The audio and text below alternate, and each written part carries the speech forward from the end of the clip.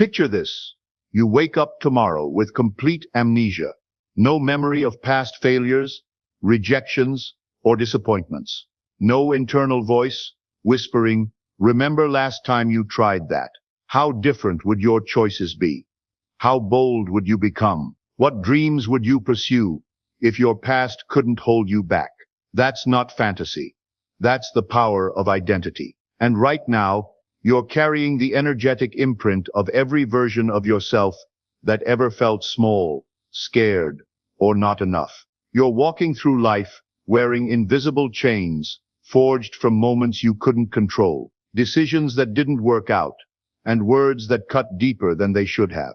But here's what's fascinating. Quantum physics tells us that reality responds to observation, and who you are while observing determines what becomes real. So if you're observing life through the lens of past pain, guess what reality keeps delivering? More of the same. It's not punishment.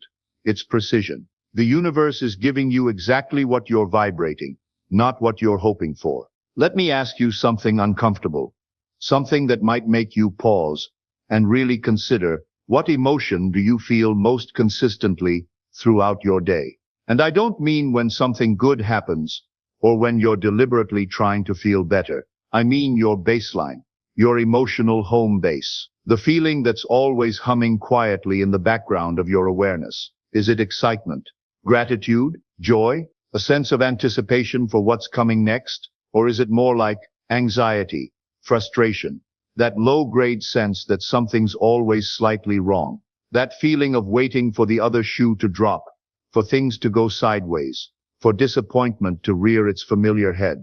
Here's the thing most people never realize.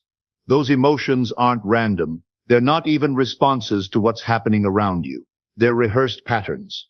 Emotional habits your nervous system has memorized so deeply that they play automatically. Like background music you've stopped noticing. Your body has become addicted to certain chemical cocktails, stress hormones, worry patterns, the familiar ache of not quite enough. And that emotional background music, that's your vibrational signature. That's what you're broadcasting to the quantum field 24/7. Every cell in your body is like a tiny antenna, transmitting this frequency into the field around you. And the field, being utterly responsive and completely neutral, simply matches what you're putting out. Dr. Joe Dispenza's research reveals something that should shake us all awake. By age 35, 95% of who you are consists of memorized behaviors, emotional reactions, and unconscious habits. In other words, you're not really living. You're replaying. You're a biological recording of your past, playing the same songs over and over while your soul yearns for a new melody. Think about that for a moment. 95%. That means only 5% of your daily experience is actually conscious, present, alive. The rest is just autopilot. Patterns laid down years ago, still running the show. But here's where it gets wild. Bruce Lipton's groundbreaking work shows us that the moment you change your perception, you literally rewrite your body's chemistry, which means who you're being biologically, emotionally, energetically, is actively creating the reality you're experiencing. You're not a victim of your circumstances. You're the architect of your experience, designing from the blueprint of your identity. This is why willpower fails. This is why positive thinking feels hollow. This is why you can visualize all you want, create vision boards, repeat affirmations, and still feel stuck in the same patterns. Because underneath all that effort, your identity, your deepest sense of who you are, hasn't shifted. You're trying to build a new house on an old foundation, and the structure keeps collapsing back into familiar shapes. Think of yourself as a radio tower, constantly broadcasting a signal. That signal isn't your words or your vision board. It isn't what you post on social media or what you tell your friends you want. It's your state of being, your emotional baseline, the energy you carry when no one's watching, when you're alone with your thoughts, when life strips away all the pretense, and you're face to face with who you really believe yourself to be. And the universe, it's like a giant radio, perfectly tuned to whatever frequency you're transmitting. It doesn't judge your signal. It doesn't decide whether you deserve better. It simply responds to what you're putting out, matching it with mathematical precision. You might be saying, I want love.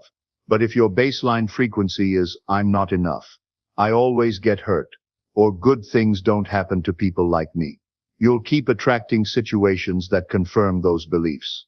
Not because the universe is cruel, but because it's precise. It's not giving you what you think you want. It's giving you exactly what you are. Here's where quantum physics becomes deeply spiritual. Where science meets the sacred, the observer effect tells us that consciousness collapses potential into reality. But here's the twist that changes everything. Who you are while observing determines what collapses from the infinite field of possibilities. Your future self isn't some distant possibility you're trying to reach through years of struggle and self-improvement. They exist right now, in this moment, in a parallel frequency. The version of you who is confident, abundant, loved, healthy, fulfilled. They're as real as the version reading these words. The only thing separating you from them is your vibration. The only distance between here and there is the gap between who you think you are and who you truly are. Neville Goddard, that brilliant mystic, said it perfectly. You don't attract, you select. Every moment, you're selecting from infinite possibilities based on your state of consciousness, and your identity is the selector. Your sense of self is the lens through which reality appears. Close your eyes for a moment. Take a deep breath and let yourself imagine infinite versions of you existing simultaneously across the multiverse. One version is thriving in perfect health, their body vibrant and alive. Another is in their dream relationship, experiencing love that feels both passionate and peaceful. Another has achieved financial freedom, able to give generously and live without the stress of money worries. Another radiates unshakable confidence, speaking their truth without fear, creating the change they want to see in the world. These aren't fantasies. These aren't just wishful thinking or spiritual bypassing. According to quantum mechanics, they're real. The multiverse isn't science fiction. It's science fact. Every possibility, every potential timeline, every version of you exists simultaneously in the quantum field. Your job isn't to create these versions of yourself. Your job is to become vibrationally compatible with the one you want to experience. You don't build your future self. You tune into them. You don't manifest your dreams. You align with the timeline where they're already real. But here's what stops most people. They try to reach their future self from their current identity. They try to stretch who they are now, to grab hold of who they could become. But that's not how quantum mechanics works. That's not how consciousness operates. You don't extend from your limitations. You collapse into your truth. Let's try something right now. Imagine the version of you who already lives your desired reality walking into this room. Not as a stranger, not as someone you have to become, but as someone you're remembering. Feel their presence. Notice how they carry themselves. The ease in their shoulders, the clarity in their eyes, the quiet confidence in their voice that comes not from arrogance, but from alignment.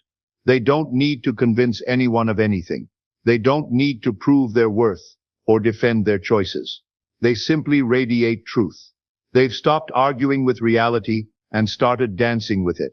They've released the need to be right about their limitations and embraced the possibility of being wrong about them.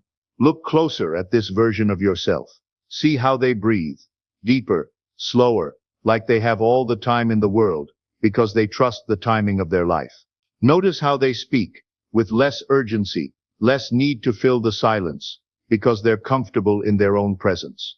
Watch how they move through the world, not rushing towards something they lack, but flowing with what they are. Now ask them, what did you have to release to become this free? And listen, not with your mind, but with your heart. What whispers back to you? What stories did they stop telling themselves? What identities did they outgrow? What pain did they finally allow to heal, instead of carrying it like a badge of honor? Because here's the secret that spiritual teachers have known for millennia. Your higher self isn't built by adding more. It's revealed by subtracting, peeling away layers of conditioning, pain, and limiting beliefs until only essence remains. You don't become someone new. You remember who you've always been underneath all the programming. The caterpillar doesn't try to become a butterfly. It dissolves completely in the chrysalis, releases its old form entirely, and allows something that was always encoded in its DNA to emerge. The butterfly was always there, waiting. The caterpillar just had to surrender who it thought it was. Here's where transformation becomes real, where we move beyond understanding into embodiment. We're going to do more than discuss this. We're going to experience it. Because no amount of information, no matter how profound, will change your life until it becomes integrated into your nervous system, until it shifts from knowing to being. First, give your current identity a name, not to shame it or judge it, but to recognize it as a pattern rather than the truth of who you are. Maybe it's the doubter, the perfectionist, the one who always settles, the anxious one, the people pleaser. Whatever captures the energy of who you've been, don't overthink it. Let the name arise naturally. This identity served you once. It kept you safe when safety was what you needed most. It helped you navigate a world that felt unpredictable or hostile. It was your survival strategy, your coping mechanism, your way of making sense of experiences that didn't make sense. Honor it for what it was, a temporary costume for a temporary chapter of your life. Now visualize yourself carrying this old identity like a heavy backpack, like luggage you've been dragging through airports for years. Feel its weight on your shoulders, the way it slows your steps and curves your spine. This is the energetic burden you've been carrying, not just your own pain, but generations of pain, cultural conditioning, inherited limitations that were never yours to begin with. See yourself stopping on this journey, setting the weight down, unstrapping the backpack of old beliefs, unpacking the suitcase of past hurts.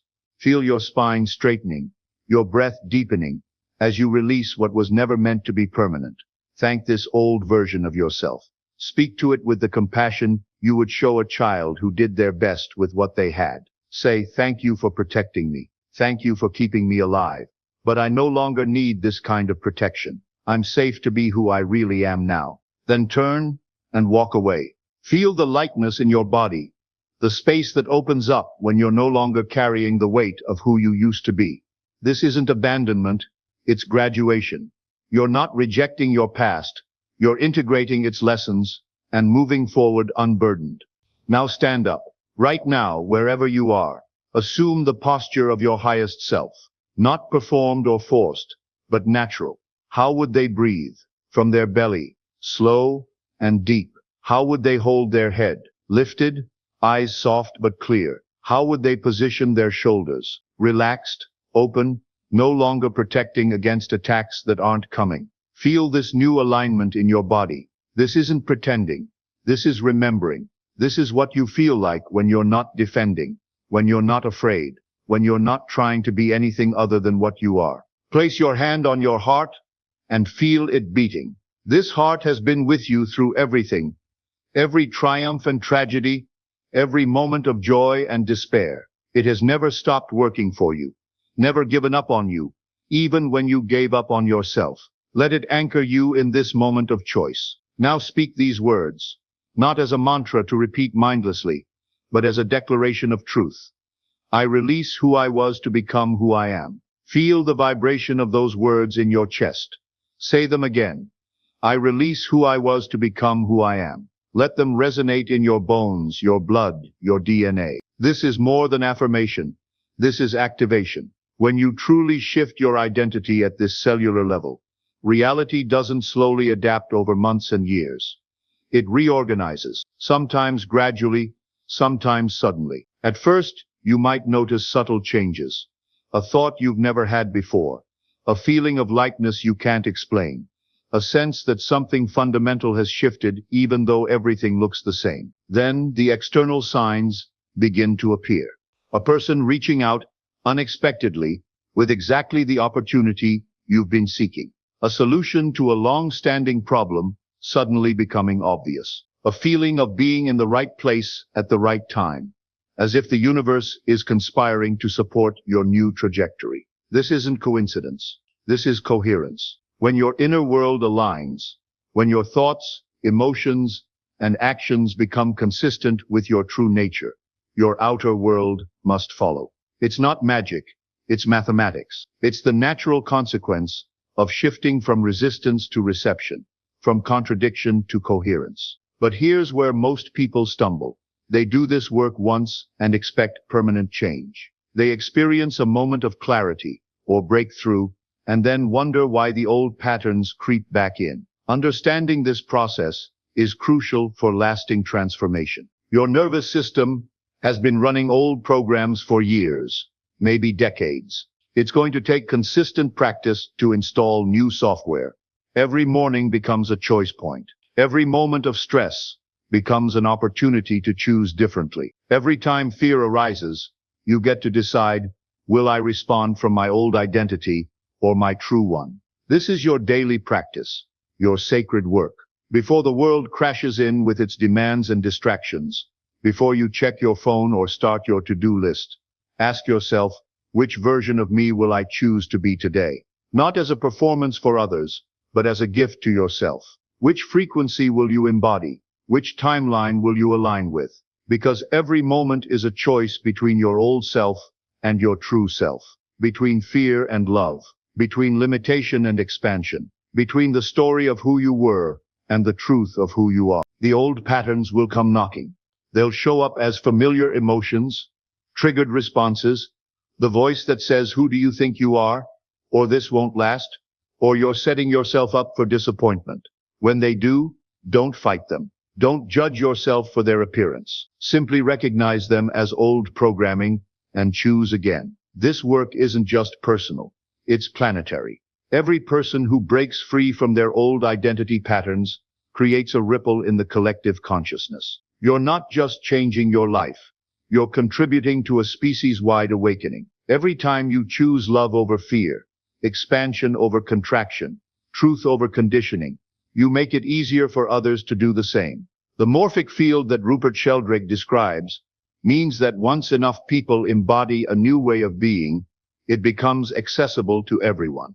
Your healing doesn't just heal you, it heals your family lineage, your community, the collective human experience. Your liberation liberates more than just yourself. So here's my invitation to you. If this message has stirred something deep within you, if you feel that familiar tingling of recognition, if some part of you is saying, yes, this is what I've been searching for, don't just consume this content, embody it. Don't just understand these concepts, live them. The transformation you seek is not found in more information, more courses, more techniques. It's found in the willingness to stop being who you've always been, and to start being who you've always been, underneath who you've always been. Comment below, my old self has been released, not as a social media trend, but as an energetic declaration to the universe that you're no longer available for the past. Let it be your signature in the quantum field, your vote for a new reality, your commitment to a new way of being. And if you're ready to dive deeper into this frequency, to be part of a community that's actively collapsing old timelines and stepping into quantum possibilities, then subscribe. Not just to stay informed, but to stay transformed. Because this journey is easier when you're surrounded by others who understand what you're going through, who can witness your growth and reflect back your truth when you forget it. You are not your history. You are not your past mistakes. You are not the voice in your head that says you're not ready, not worthy, not enough. You are not the child who was hurt, the teenager who felt rejected, the young adult who made choices from fear instead of love. You are pure consciousness, temporarily wearing the costume of a human experience. You are the observer behind the observed, the awareness in which all experiences arise and pass away. You are the space in which thoughts appear, the silence between words, the stillness that remains when everything else changes. And you get to choose in every moment which costume you put on, which identity you embody, which version of reality you collapse from the infinite field of possibilities. The version of you that lives your dreams isn't coming. They're not waiting for you to get your act together, to heal all your wounds, to become perfect enough to deserve the life you desire. They're here. They're present. They're ready. They exist right now in the quantum field, in a frequency just slightly different from where you currently reside. The only question is, are you ready to meet them? Are you willing to release who you think you are to become who you truly are? Are you prepared to trade the familiar pain of your limitations for the unfamiliar joy of your freedom? The old you has served its purpose. It brought you to this moment, this realization, this choice point. It was never meant to be permanent. It was meant to be a bridge, and bridges are for crossing, not for living on. The new you, your authentic self, your true nature, your quantum identity, is already writing the next chapter. They're already living the life you've been dreaming of. They're already embodying the love, abundance, health, and purpose you seek. And reality, it's listening, it's responding, it's rearranging itself around your new frequency, even as you read these words. The field is malleable, responsive, alive. It's not waiting for you to deserve better. It's waiting for you to vibrate differently. Welcome to your quantum identity reset. Welcome to who you've always been underneath all the programming, conditioning, and pain. Welcome to the version of you that's been waiting patiently in the wings for permission to step onto the stage of your life. The field is waiting. Your future self is waiting. The life you've been seeking is waiting. What are you waiting for?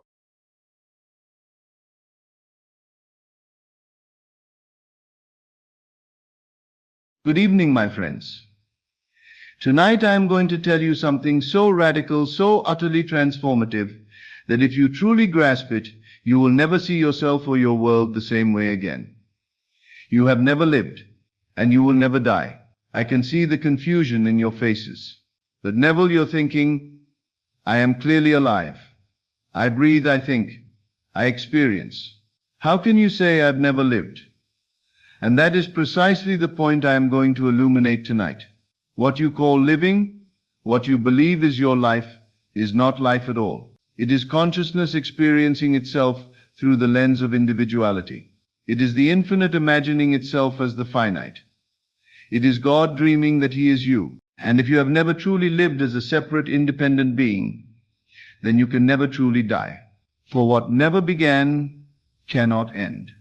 What was never born cannot perish. You are not a body that has consciousness. You are consciousness that is dreaming itself as a body. Tonight I will take you deep into the nature of consciousness itself. I will show you that the entire world you perceive, everything you call out there, exists nowhere but within you. And I will prove to you that you are not in the universe. The universe is in you. Let me begin by shattering the fundamental illusion that has imprisoned humanity since the beginning of time. The illusion that you are separate from the world you perceive. You believe you are a small being, a tiny consciousness, trapped inside a body, moving through a vast external world. You believe you were born on a certain date, that you will live for a certain number of years, and that eventually you will die and cease to exist. This belief is the root of all suffering, all fear, all sense of limitation, and it is completely, utterly, fundamentally false. The truth is this: you are not inside the world is inside you. You are not a fragment of consciousness experiencing a vast external reality. You are consciousness itself, and everything you perceive as external to you exists entirely within your own awareness. Think about this carefully. Right now you believe you are sitting in a room, in a building, in a city, on a planet, in a universe. But let me ask you, where are you actually experiencing this room? Where is this experience happening? Stop for a moment and really consider this. You think the room is out there, separate from you? But is it? Have you ever stepped outside of your own experience to verify that the room exists independently? The answer is no, you cannot. Everything you know about this room, you know through your experience of it. The sights, the sounds, the feeling of the chair beneath you. All of this is happening in one place in your experience, in your awareness, in what we call consciousness. Let me make this simpler. When you see a tree, where does that seeing happen? You might say the tree is outside. But the actual experience of seeing the tree, the image of the tree, the greenness of its leaves, the sense of it being there, all of that is happening inside your awareness, not outside of it.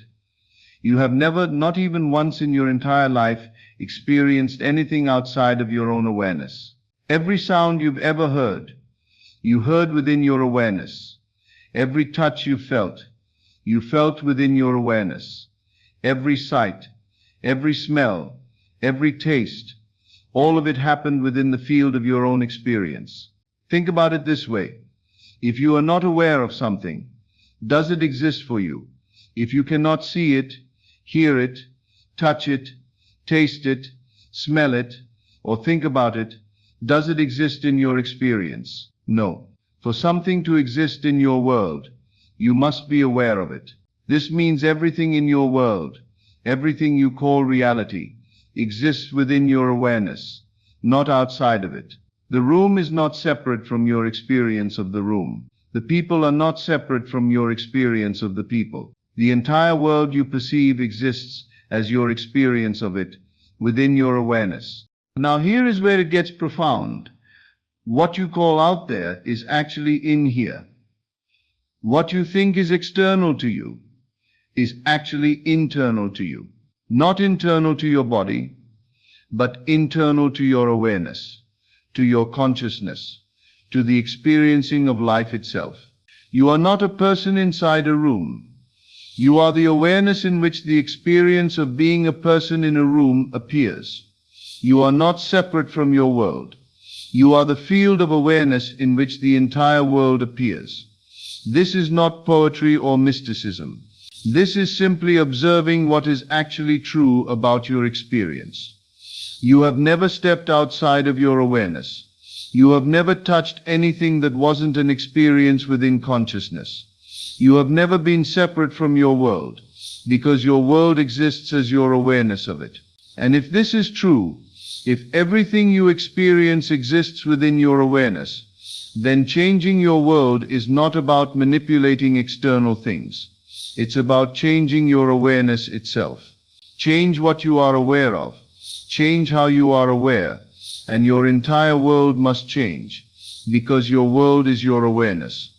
Let me illustrate this with an analogy that will make it clear. Think about your dreams at night. When you dream, you create entire worlds. You populate them with people. You experience events, emotions, sensations. The dream feels completely real while you are in it. Now, where does that dream take place? Not in some external location. It takes place entirely within your consciousness. The people in your dream are not separate beings. They are aspects of your own consciousness appearing as separate characters. The world of the dream is not outside of you. It is you expressing as a dream. When you wake up, you realize this immediately. You understand that the entire dream was your consciousness creating and experiencing itself. Nothing in the dream had independent existence. It was all you. Now here is the truth that will transform everything. Your waking life operates by exactly the same principle. This life you are living right now, this world you perceive as solid and external, is no different from a dream. It is consciousness, your consciousness, creating and experiencing itself. The only difference between your nighttime dreams and your waking dream is that the waking dream is more stable, more consistent, more convincing. But it is a dream nonetheless, and you are not a character in the dream. You are the dreamer. You are not John or Mary or whoever you believe yourself to be. That is a character, a role, a temporary expression. The real you is the consciousness that is dreaming this entire experience into being. And if you are the dreamer, not the dream, then you have never been born, and you can never die, because the dreamer exists before the dream, during the dream, and after the dream. The dreamer is eternal, infinite, unchanging consciousness. Now let me go deeper into the nature of consciousness itself, because this is the foundation of everything I teach. Consciousness is not something you have. Consciousness is what you are, and consciousness is all that exists. There is nothing outside of consciousness. There is nothing other than consciousness. Everything that appears to exist, everything you perceive as matter or energy or space or time, is simply consciousness appearing as these things. Science tells you that matter is solid, that the world is made of atoms and molecules and physical stuff. But quantum physics has discovered something extraordinary. When you look closely at matter, it dissolves into energy. And when you look closely at energy, it dissolves into probability waves. And when you look closely at probability waves, they collapse into existence only when they are observed by consciousness. Matter is not the foundation of reality. Consciousness is the foundation of reality. Matter is simply how consciousness appears when it takes form. You are not a physical being having a spiritual experience. You are consciousness itself, temporarily forgetting your true nature and experiencing yourself as a physical being. And here is what this means for your life. If consciousness is all that exists, and you are consciousness, then you are all that exists. Not your ego, not your personality, not the character you play in this dream, but the consciousness that you are, the awareness that is aware of all experience, that is the only reality. Everything else, every single thing you perceive as outside of you, is consciousness appearing as outside, but remaining always inside, always within the one infinite awareness that you are. Let me make this intensely practical. Every person you meet, every situation you encounter, every circumstance you experience exists in one place and one place only, in your consciousness. When you interact with another person, you are not actually interacting with an independent being outside of you.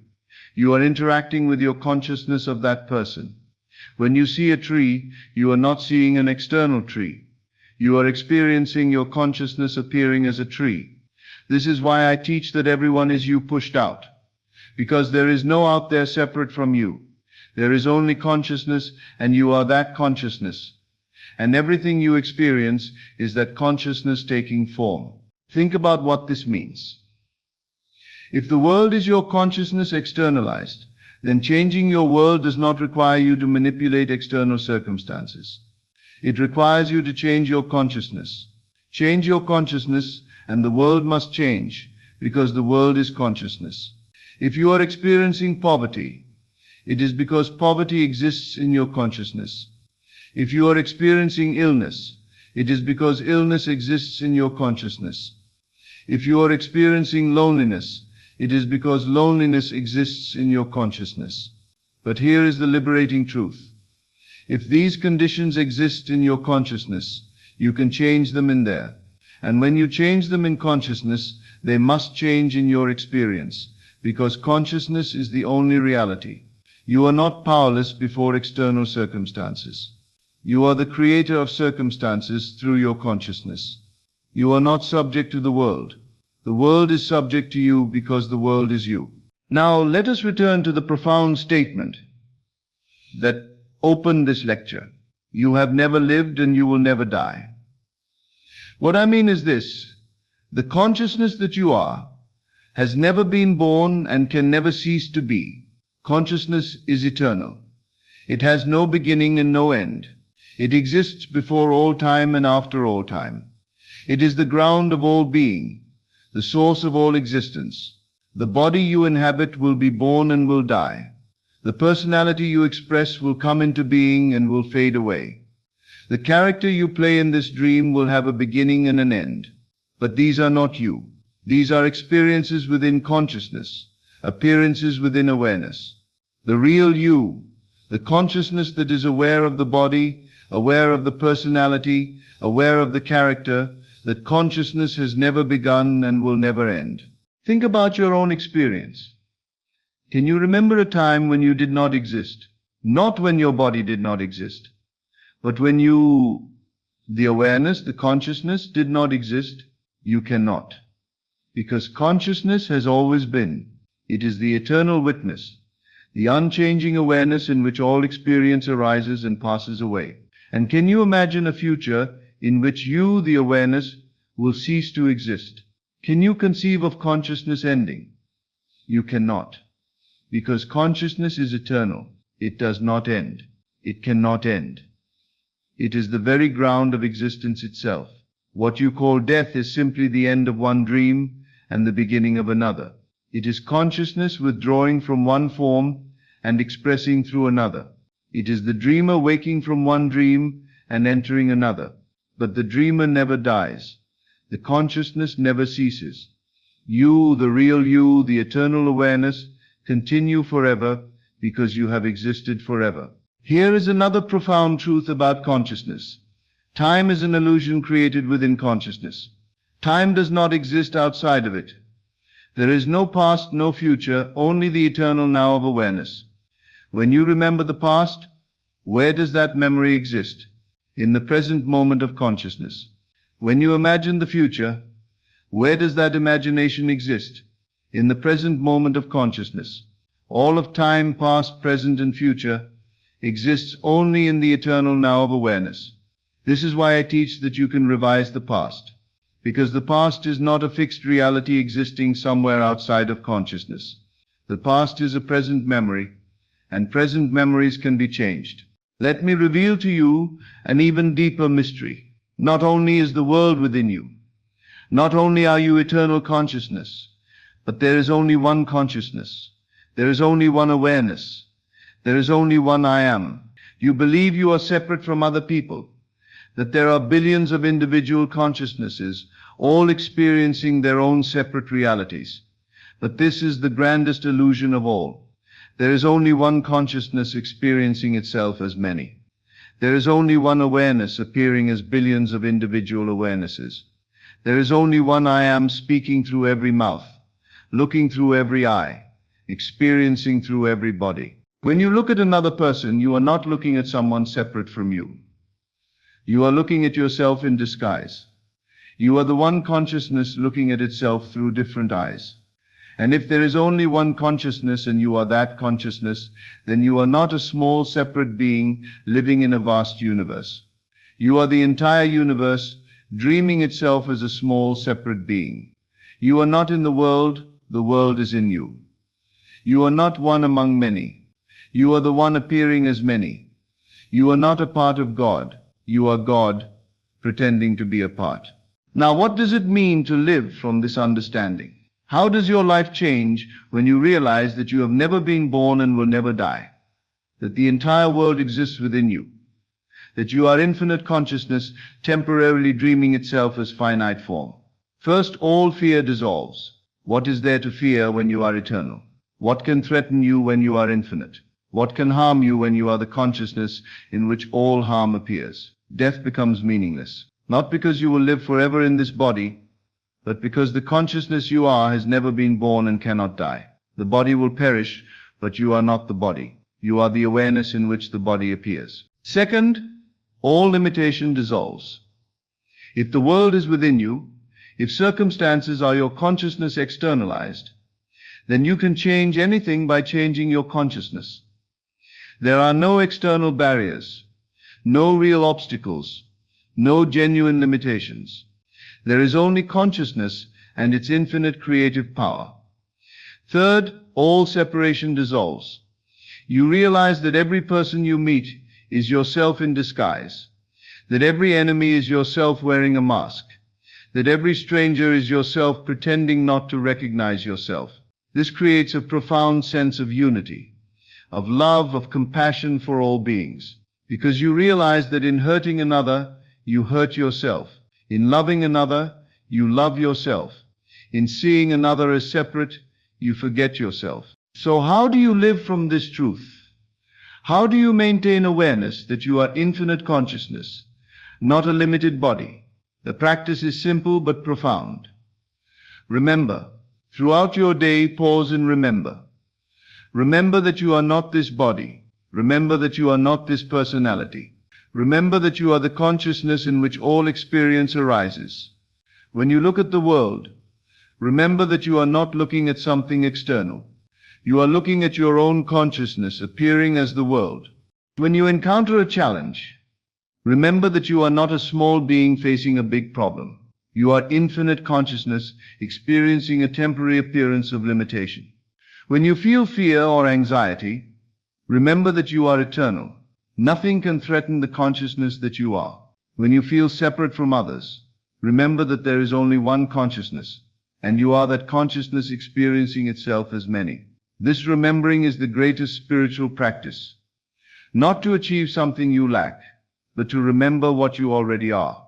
Not to become enlightened, but to recognize that you are enlightenment itself, temporarily pretending to be unenlightened. My friends, I invite you tonight to consider the possibility that everything I have said is literally, actually, completely true. Not as metaphor, not as poetry, not as philosophy, but as the direct description of reality. You have never lived because the consciousness you are was never born. You will never die because consciousness is eternal. The world is not outside of you. The world is inside you within consciousness. You are not in the universe. The universe is in you. And if this is true, if you are infinite consciousness temporarily dreaming itself as finite form, then what becomes possible? Everything. Absolutely everything. Because you are not subject to the laws of the physical world. You are the consciousness that creates those laws. You are not limited by circumstances. You are the consciousness that creates circumstances. You are not powerless before the world.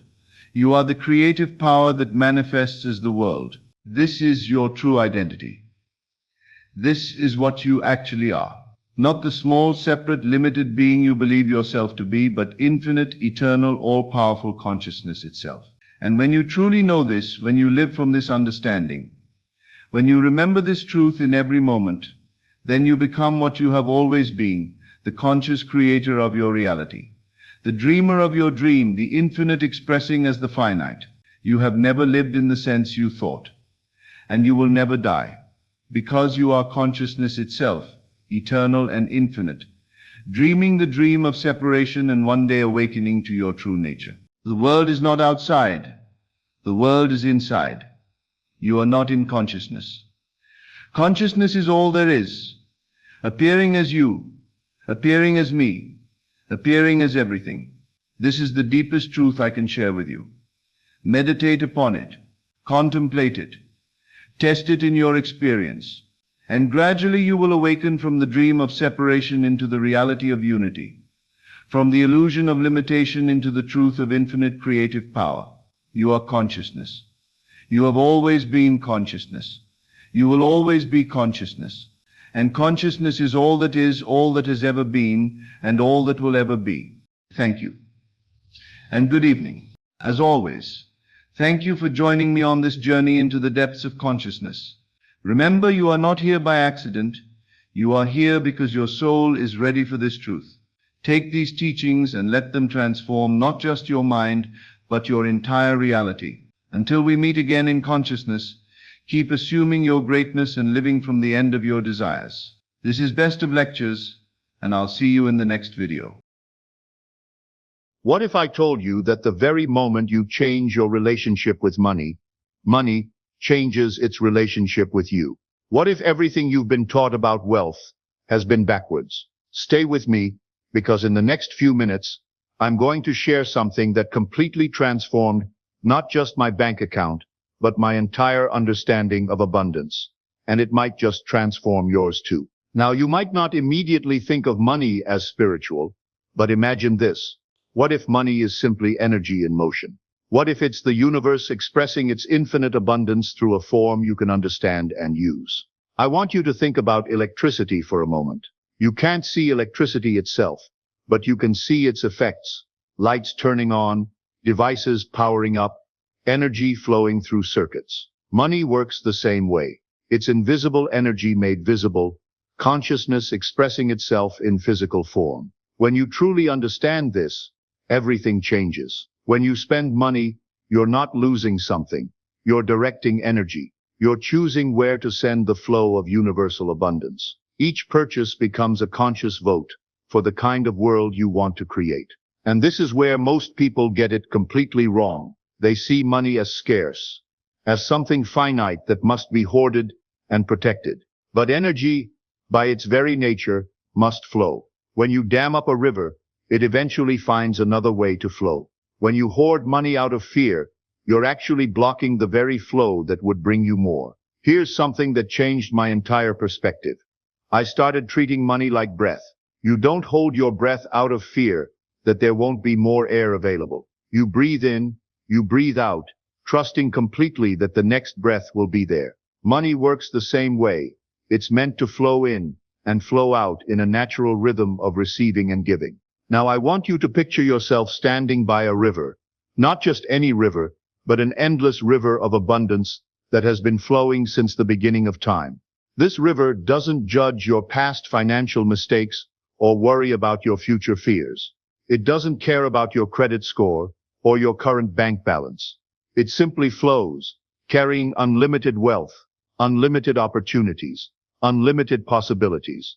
But here's the million-dollar question. Why isn't everyone wealthy if this flow is so abundant? The answer lies not in the river itself, but in how you connect with this flow. Think of it this way. The river is always there, always flowing, but your connection to it depends entirely on your inner state. When you're open, confident, and assume abundance is your natural birthright, you align with the flow.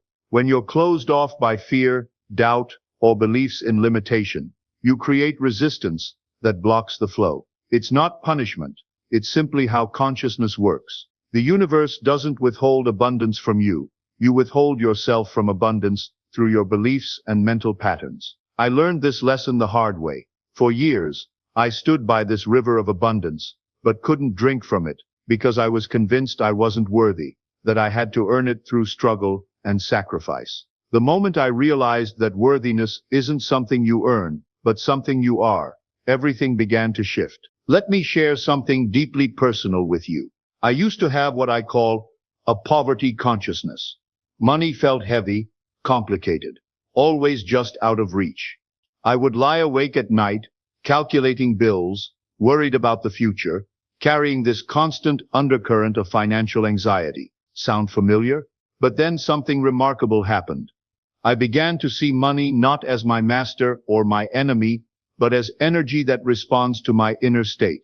Just like a tuning fork vibrates at a specific frequency and causes other tuning forks to resonate at the same frequency, your thoughts and feelings about money create a vibrational signature that either attracts or repels financial opportunities. And the transformation starts with one simple but profound shift. Stop seeing money as something outside of yourself that you need to chase, compete for, or struggle to obtain. Start seeing it as energy that naturally flows towards states of gratitude, confidence, joy, and abundance. Here's a practice that changed everything for me. Every morning before I even get out of bed, I spend 5 minutes feeling grateful for money itself. Not just the money I have, but money as a concept, as energy, as a tool for good in the world. I thank money for all the ways it serves humanity, funding hospitals, supporting artists, feeding families, enabling innovations that make life better. This isn't just positive thinking, it's energetic alignment. When you appreciate money's true purpose and value, you become someone that money wants to work with. Right now, pause and ask yourself, what do I really believe about money? Do I see it as limited? Do I believe I have to work harder than everyone else to have it? Do I think wealthy people are somehow fundamentally different from me? Do I feel guilty about wanting more money? These beliefs aren't just thoughts floating around in your head. They're instructions you're giving to your subconscious mind about what to create in your experience. Your subconscious mind is like the most sophisticated computer ever created, and it's programmed by your beliefs. But here's how you change the game. You start by becoming aware of these limiting programs, then consciously choose to install new ones. Instead of money is hard to come by, try money flows to me easily and naturally. Instead of I'm not good with money, try I'm becoming wiser and more skillful with money every day. Feel the difference in your body when you say each version. Your body is a sophisticated guidance system that will tell you which beliefs serve your highest good. Now let's go deeper. Many of our money beliefs aren't even our own. They're inherited from our families, our culture, our past experiences. I want you to imagine that every limiting belief about money you've ever had was like a dam in that river of abundance I mentioned earlier. Each inherited belief, money doesn't grow on trees, rich people are greedy, you have to work hard for money, I don't deserve wealth, creates a block in the flow. Now imagine what happens when you consciously choose to remove those dams. The river flows freely again. But here's the crucial part. You have to actively choose to remove them. No one else can do this inner work for you. Start by questioning each belief. Is this serving me? Is this creating the financial life I want? Where did this belief come from? If it's not serving you, it's time to let it go and replace it with something that does. Here's where visualization comes into play. Visualization isn't about pretending or wishful thinking. It's about using your imagination to align your inner state with your desired outer reality. Your subconscious mind doesn't distinguish between vividly imagined experiences and actual experiences. This is why athletes use visualization to improve performance, and why you can use it to improve your financial life. But most people visualize incorrectly. They focus only on the external, the big house, the fancy car, the numbers in the bank account. While these images can be helpful, they're not the most powerful part of visualization. The real power lies in feeling the emotions you would experience in your desired financial state. When you visualize financial freedom, don't just see the numbers. Feel the peace that comes with financial security. Feel the joy of being able to help others generously. Feel the freedom to make choices based on what you love rather than what you fear. There's a secret most visualization teachers won't tell you. It's not about forcing the universe to give you what you want. It's about becoming the person who naturally attracts and maintains what you desire. Now, here's my visualization technique that has transformed my life. Every night before sleep, I spend 10 minutes imagining myself 1 year from now having achieved my financial goals. But I don't just see the external results. I feel into the person I've become. How do I carry myself? How do I make decisions? How do I interact with money? How do I feel about myself? This practice doesn't just help manifest financial goals. It literally rewires your brain to think, feel, and act like the financially successful person you're becoming. And get crystal clear about what financial freedom means to you personally. Vague desires create vague results. Saying I want more money is like saying I want to go somewhere without specifying where. The universe responds to clarity and specificity. So what does financial freedom mean to you? Is it having 6 months of expenses saved? Is it earning enough to support your family comfortably while also having time for what matters most? Is it having the freedom to travel, to give generously, to start that business you've been dreaming about? But setting intentions is not enough. And this is where most people stop. They set the goal but don't align their entire being with that intention. Your financial intentions need to be supported not just by actions, but by a complete transformation of your identity. True intention is about becoming the person who naturally creates and maintains the financial reality you desire. It's about aligning your thoughts, feelings, beliefs, and actions with your vision. I've learned to treat my financial intentions as sacred contracts, both with myself and with life itself. When you approach your goals with this level of reverence and commitment, you tap into a power that goes far beyond willpower or positive thinking. One practice that has been truly transformative for me is writing my financial intentions not just as goals, but as prayers. I don't simply ask for money. I ask for the wisdom to use it well, for opportunities to serve others through my wealth, and for the character to handle abundance with grace and generosity. This transforms money from something you want to get in to something you want to become worthy of receiving. There's a profound difference between desperate action and inspired action. And understanding this difference will revolutionize your financial life. Desperate action comes from fear. I have to make money or else something terrible will happen. This energy repels opportunities because it carries the vibration of lack and desperation. Inspired action comes from alignment. I feel called to take this step because it feels right and expansive. This energy attracts opportunities because it carries the vibration of confidence and abundance. Trust your intuition more than your fears. That nudge to learn a new skill, to reach out to someone you haven't spoken to in years, to invest in yourself, to start that side project. These aren't random thoughts. They're your inner wisdom guiding you toward your financial goals. And here's how you know the difference. Inspired action feels expansive, even if it's challenging or scary. You feel energized by the possibility, even if you're not sure how it will work out. Desperate action feels contractive and draining. You feel like you're pushing against resistance, forcing something that doesn't want to happen. I've learned to make inspired action a daily practice.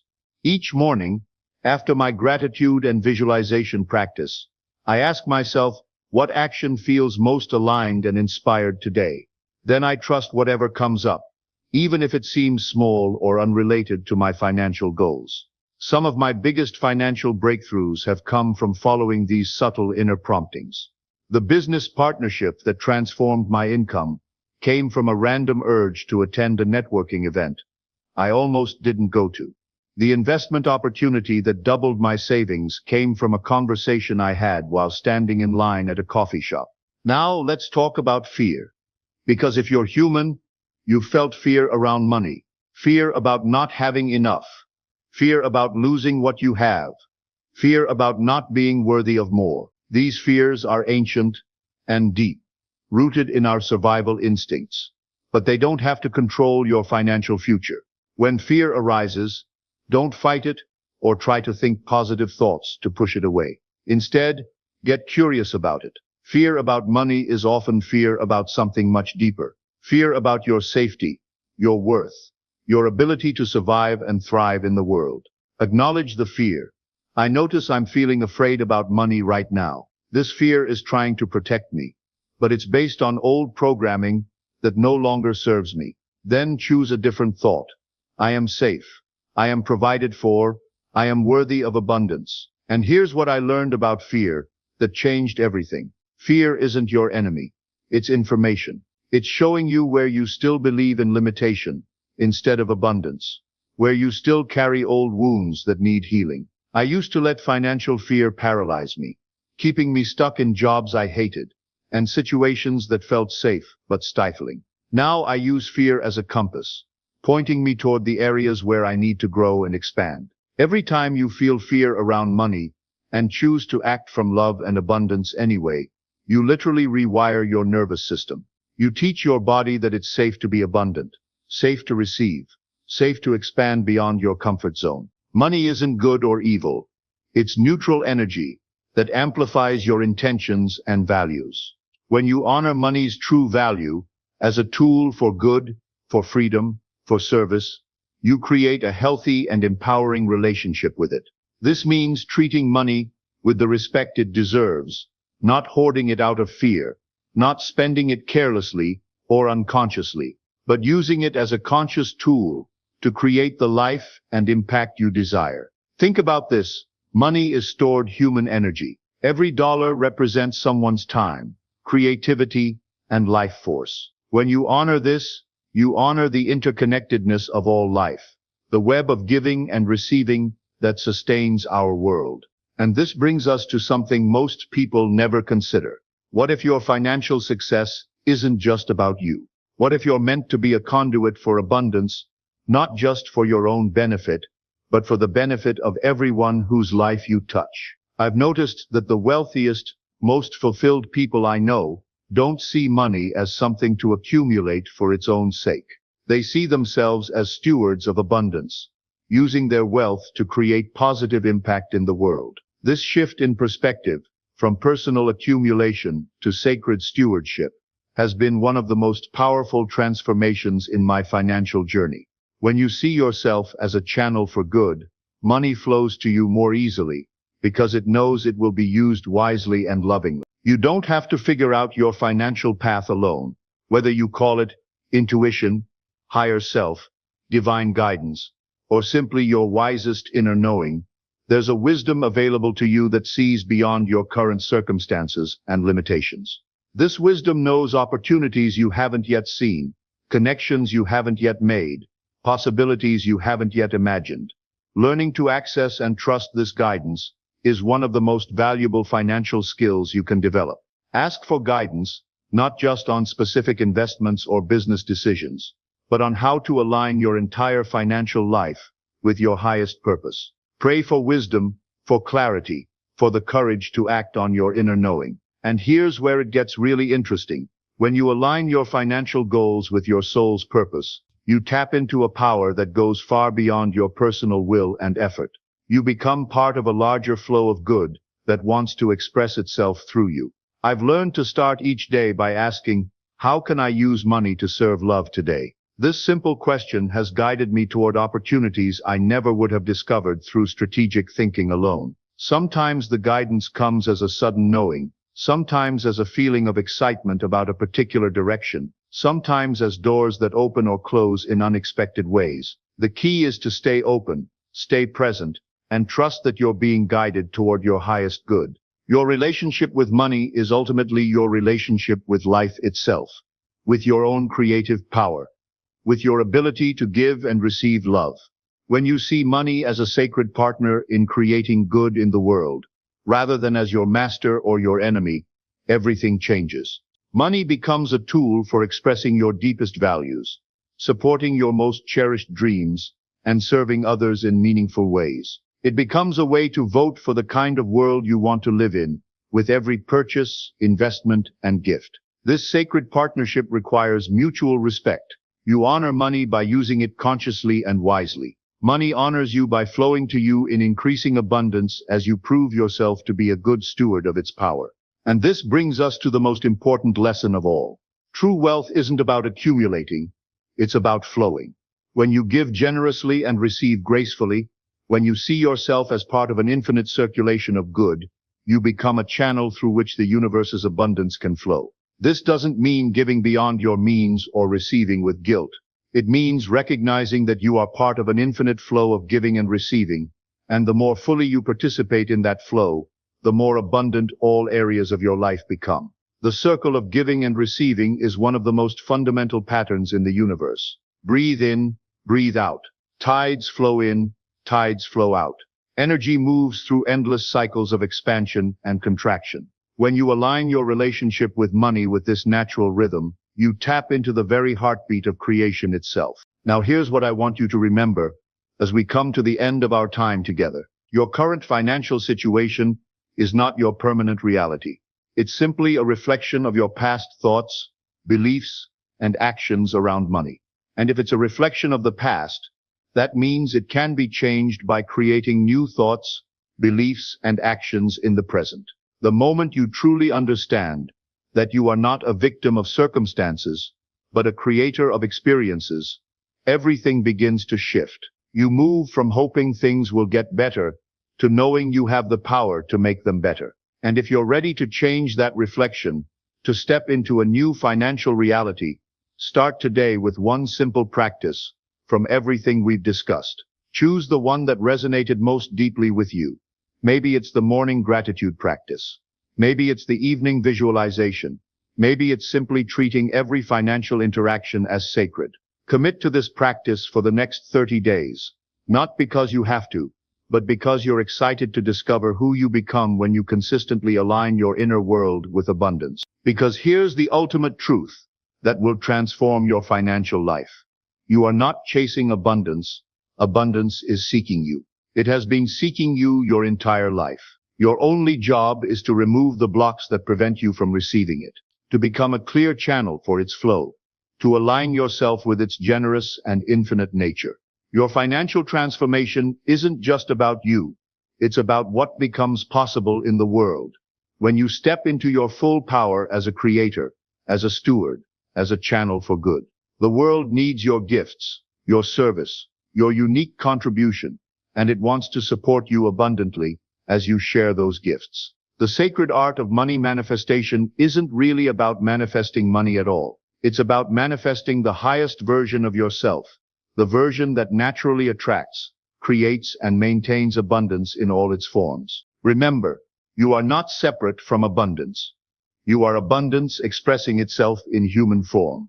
Act like it. Think like it. Feel like it. Become it.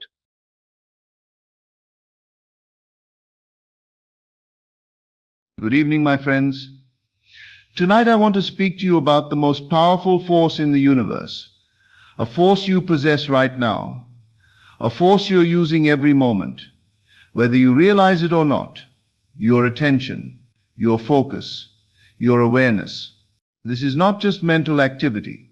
This is God in action. Because God is consciousness, and wherever consciousness focuses, creation follows. Listen carefully. Everything you experience in your life, every single thing, is a direct reflection of where your attention has been dwelling. Not where you hoped it would dwell, not where you wished it would go, but where it actually rested, day after day, thought after thought. Your life right now is a perfect mirror of your habitual focus. Look around you. Your relationships, your finances, your health, your emotional state, all of it is the harvest of what you have been mentally feeding. And if you don't like what you're harvesting, you must stop watering those seeds. Because attention is not passive. Attention is creative fire. Let me tell you something. Most people never understand you are not reacting to the world. The world is reacting to you. You think you're a victim of circumstances. You think life is happening to you. You think you're at the mercy of conditions, people, economy, fate. But I tell you, life is not happening to you. Life is responding to you. Every experience, every event, every person you encounter is a reflection of your dominant inner focus. Not sometimes, always. Without exception, your attention is the creative power that shapes worlds. Every time you think about something, you feed it energy. Every time you dwell on an idea, you give it life. Every time you return your mind to a thought, you water that seed, and whatever you water grows. You might not see the results instantly. Seeds don't sprout the moment you plant them. But make no mistake, what you're focusing on right now is growing beneath the surface of your awareness, preparing to break through into your visible world. This is why the quality of your attention determines the quality of your life. Most people live with scattered attention. Their mind jumps from worry to desire, from fear to hope, from what they want to what they dread, and they wonder why their life feels chaotic, unstable, unpredictable. But the person who learns to steady their attention, to direct it deliberately toward a single vision, and hold it there, that person becomes a master of destiny. Here's what you must understand.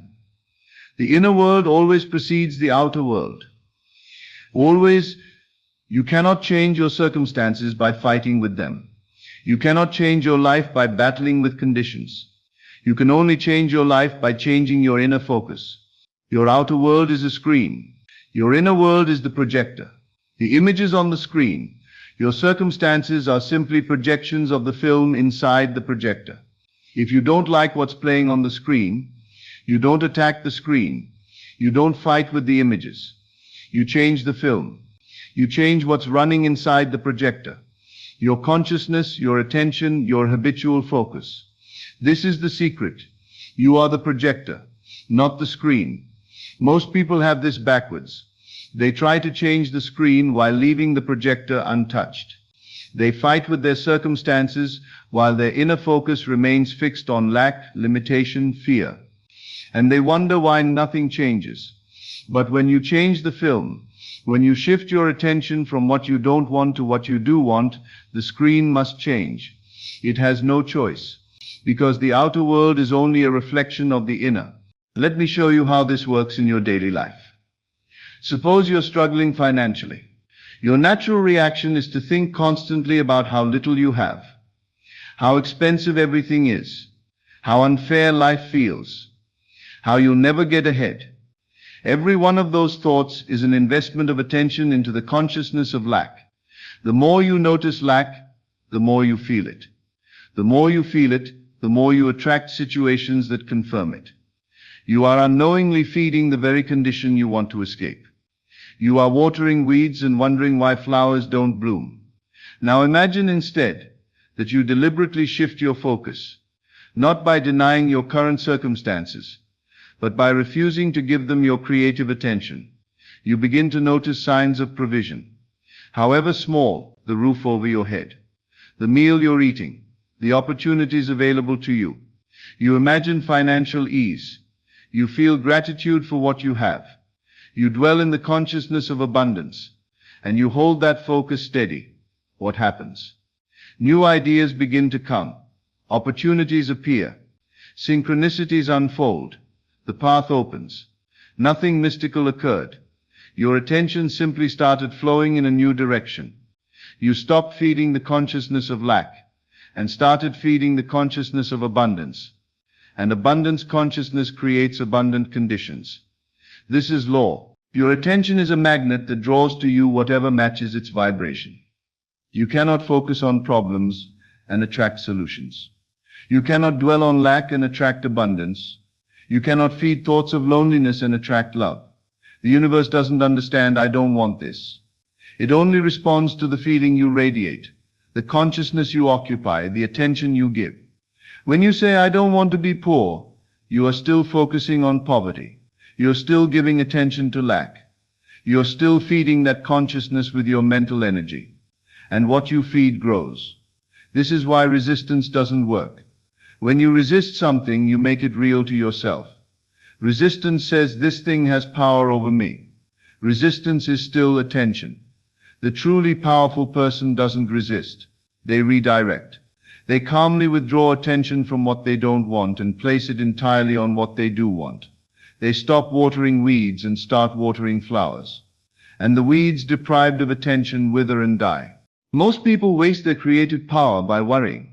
They believe that by worrying they're somehow preparing for disaster, protecting themselves from harm, being realistic.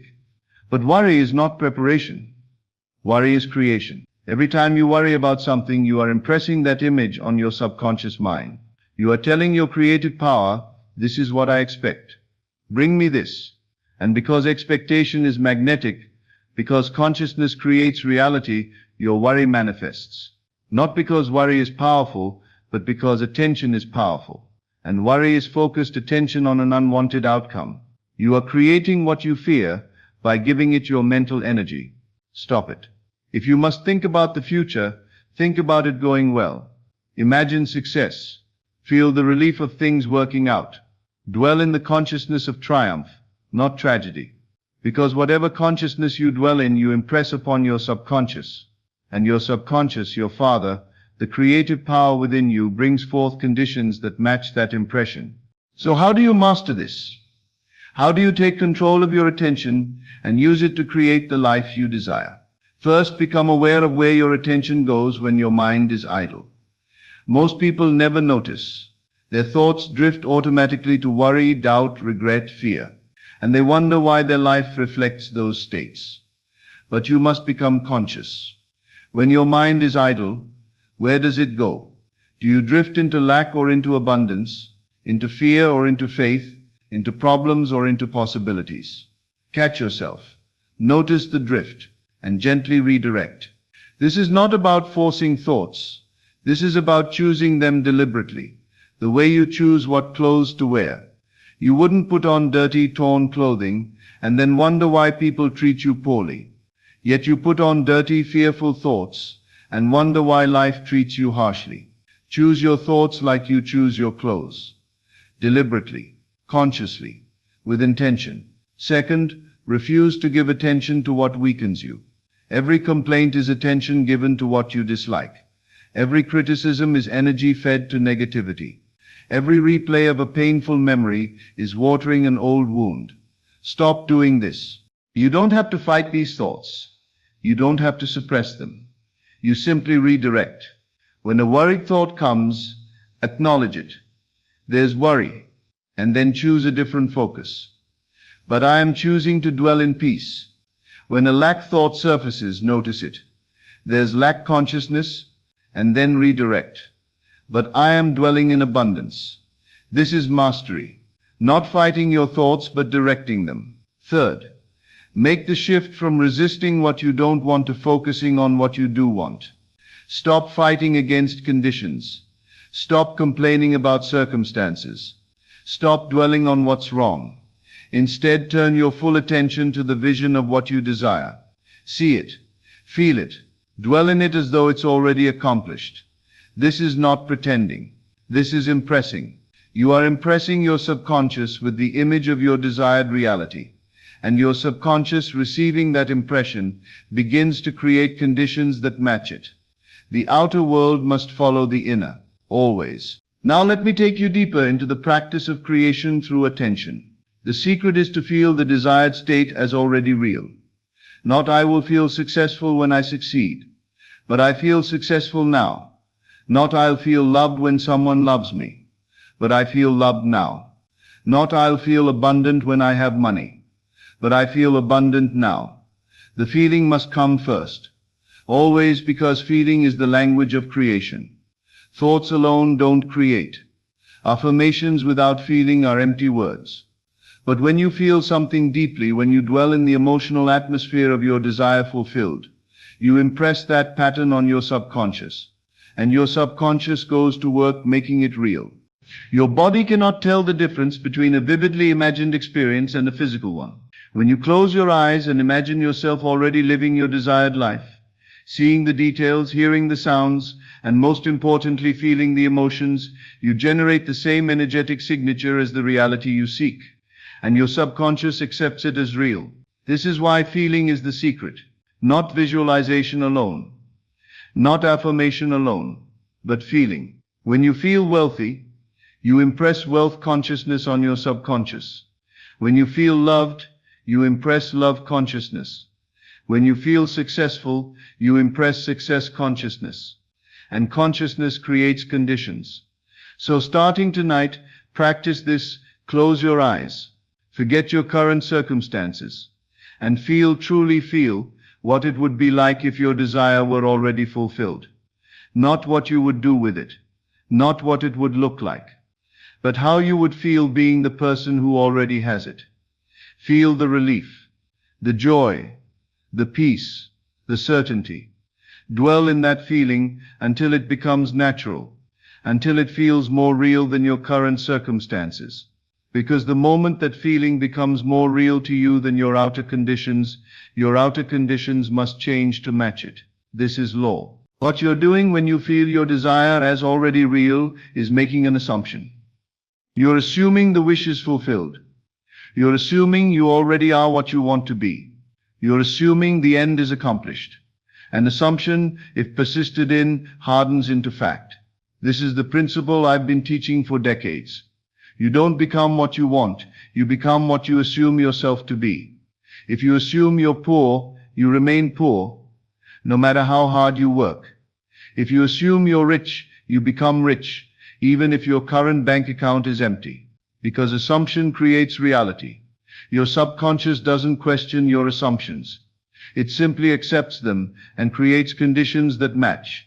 If you persistently assume you're successful, your subconscious arranges circumstances, opportunities, and encounters that confirm your success. It must, because that's law. So the question is not, how do I get what I want? The question is, who am I assuming myself to be? If you assume yourself to be lacking, struggling, limited, that's what you'll experience. But if you assume yourself to be abundant, loved, successful, that becomes your reality. Not because you hoped for it, not because you worked for it, but because you assumed it. An assumption creates fact. Now, here's where most people fail. They make the assumption. They feel the wish fulfilled. They dwell in the desired state for a day, maybe a week, and then they look at their circumstances and see no change. Nothing has shifted. The bank account is still the same. The relationship is still absent. The success hasn't appeared, and they think it's not working. So they abandon the assumption and return to the old consciousness of lack, and they wonder why nothing manifests. Listen carefully. Appearances are old reflections of past thinking. What you're seeing right now in your outer world is the harvest of seeds you planted weeks, months, sometimes years ago through your past focus, your past assumptions, your past consciousness. The new seed you just planted, the new assumption you just made, hasn't sprouted yet, but it will, if you persist. The mistake most people make is judging by appearances. They let the outer world dictate their inner state. They see lack and feel lack. They see limitation and accept limitation. But the master does the opposite. The master feels abundance despite seeing lack. The master assumes success despite experiencing delay. The master dwells in the wish fulfilled even when all evidence contradicts it. Why? Because the master knows the inner world creates the outer. not the other way around. So when appearances contradict your assumption, hold your assumption more firmly. Feel it more deeply. Dwell in it more persistently. Do not let the outer world shake your inner conviction.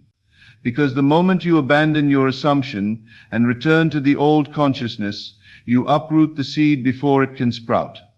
But if you persist, if you continue to assume the wish fulfilled despite all evidence to the contrary, the outer world must eventually conform.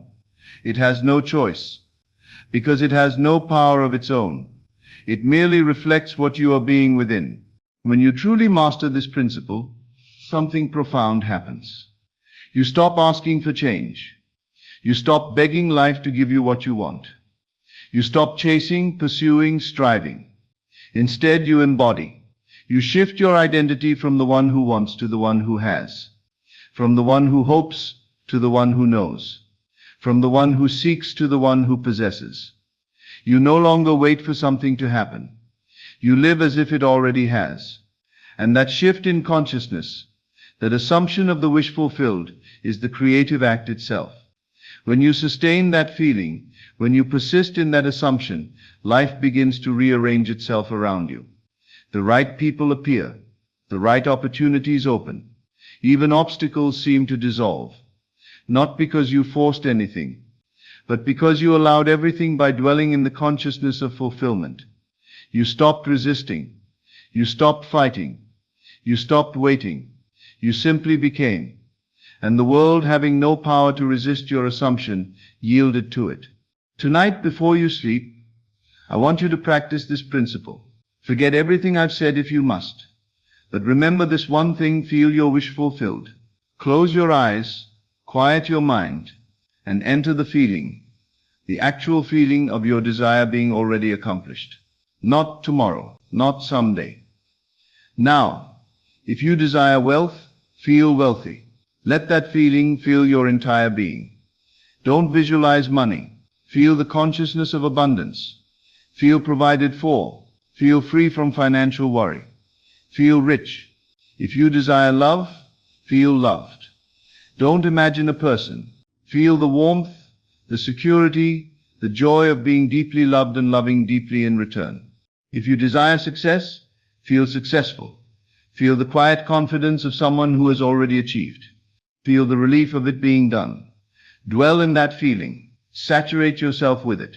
Let it become more real to you than your current circumstances. And fall asleep in that consciousness. Impress it on your subconscious as you drift into sleep. Let it be the last thing your conscious mind dwells on before surrendering to sleep. Because sleep is the door to the subconscious. And what you impress upon the subconscious in that drowsy state takes root powerfully. Tomorrow, wake as that person. The person who already has the desire. Don't check to see if it manifested. You already know it's yours in consciousness, and that's the only place it needs to be for now. Move through your day from that assumption. Think from it, speak from it, act from it, and persist in it day after day, until it becomes so natural that you forget you're assuming it, until it becomes simply who you are. When you do this, when you truly shift your attention from lack to fulfillment, from wanting to having, from seeking to being, everything changes. Not because you manipulated the universe, not because you got lucky, not because circumstances suddenly shifted, but because you changed in consciousness. And changed consciousness creates changed conditions. Your focus is God. Your attention is creative power. Whatever you dwell on, you bring into being. So choose carefully where you place your focus. Choose deliberately what you give your attention to. Choose consciously what you assume yourself to be. Because that choice, that simple choice of where you rest your attention, determines your entire destiny. The world has no power over you. Circumstances have no power over you. People have no power over you. Only your attention has power, and you control your attention. You are the projector, not the screen. You are the creator, not the victim. You are consciousness itself, exploring its own infinite creative power through the focus of attention. So from this moment forward, refuse to give attention to what you don't want. Refuse to dwell on lack, limitation, fear. Instead, place your full attention on what you desire as though it's already accomplished. Feel it, assume it, become it in consciousness, and watch as your outer world, which has no choice but to follow your inner world, rearranges itself to match. This is law. This is truth. This is the secret of all creation. Your focus is God. Use it wisely. Everything you experience is a reflection of where your attention has been dwelling. You are not reacting to the world is reacting to you. Your attention is not passive mental activity, it is creative fire, God in action. Change your focus from what you don't want to what you do want. Feel it is already accomplished and persist in that assumption until the outer world conforms. This is Best of Lectures. Thank you for watching. I will see you in the next video. Who are you if you already won millions? Who are you, but not who you think you are based on your current circumstances? Not who your bank account says you are. Not who your struggles have convinced you that you are. Who are you if you already won millions? How do you stand when abundance is your natural state? How do you walk when every step is taken with the confidence of someone who knows they are financially free? What thoughts run through your mind as you wake in the morning, knowing that wealth flows endlessly to you, like a river that never runs dry? Feel into this for a moment. Don't think about it. Feel it. You see, here's the secret that will transform your entire existence. You must not wait for evidence before you believe. The evidence appears only when you first accept your wealth as real. This isn't just positive thinking. This is the fundamental law of creation itself. Wealth is not merely numbers dancing in your bank account. It's not just the accumulation of paper and coins. Wealth is a state of being, a way of existing in the world. And the moment you step into that state completely, the entire universe bends to reflect it back to you. Consider for a moment, really contemplate this, how someone who already won millions moves through life. Do they worry about whether they'll have enough? Do they doubt their ability to handle any financial situation? Do they wake up with that familiar knot of anxiety in their stomach? No, they expect, they receive. They carry themselves with an unshakable confidence, because they know, deep in their bones, that they are rich. Not because they hope to be rich. Not because they're working toward being rich. Because they are rich. It's not a goal, it's their identity. Think about the last time you heard someone talk about winning the lottery. Notice how their entire energy shifts just imagining it. Their shoulders straighten. Their voice becomes more confident. Their eyes light up with possibility. That's the energy you must carry every single day. If you wish to manifest millions, you must first feel like you've already won them. Not tomorrow when the check comes. Not next week when the opportunity appears. Not when circumstances finally align in your favor. Now, in this very moment, you must assume the feeling of one who already has everything they desire. Close your eyes and feel what it's like to be completely financially free right now. Feel the peace. Feel the confidence. Feel the joy. This is not fantasy. This is not wishful thinking. This is the exact state of being that creates your reality. When you move through your day, carry yourself with the quiet confidence of a millionaire, not with arrogance, because that's the desperate energy of someone trying to convince others of what they don't truly believe themselves. True confidence is quiet, assured, unshakable. When you look at a price tag, do not shrink in hesitation. Do not let that familiar fear grip your chest. Instead, mentally affirm with complete conviction, I can afford anything I desire. But here's what's crucial. Even if your outer world has not yet changed, even if your bank account still shows the same numbers, your inner shift will demand a reflection. Your only task is to remain faithful to this assumption. The moment you assume the state of having won millions, unseen forces begin working on your behalf. Forces you cannot see, understand, or control. These forces are more powerful than any strategy, more effective than any plan, more reliable than any system. Imagine for a moment that you just received the call, the life-changing call. You've won. The money is yours. How would you feel in that moment? That rush of excitement, that overwhelming sense of relief, that deep knowing that everything has changed forever. That feeling is what you must carry with you every single day. The people you need to meet will cross your path. The opportunities that will change everything will present themselves. The events necessary for your wealth's fulfillment will be drawn to you as effortlessly as the tide is drawn to the shore. But here's the test, and this is where most people fail. You must persist even when doubt whispers its poison. Doubt will come. It will say to you, "This isn't working." Look around you, nothing has changed. You're fooling yourself. People don't just win millions out of nowhere. Circumstances may seem to mock your assumption. Bills may still arrive. Challenges may still appear. The outer world may seem to scream, "You're not wealthy. Look at your reality." But you must remember that the outer world is merely a delayed mirror, reflecting your past assumptions, your old beliefs, your former state of being. It's showing you who you were, not who you are becoming. Think of it this way. If you were watching a movie and didn't like what was happening on screen, would you try to change the screen, or would you change the projector? Your thoughts, your feelings, your assumptions, these are the projector. The world around you is just the screen.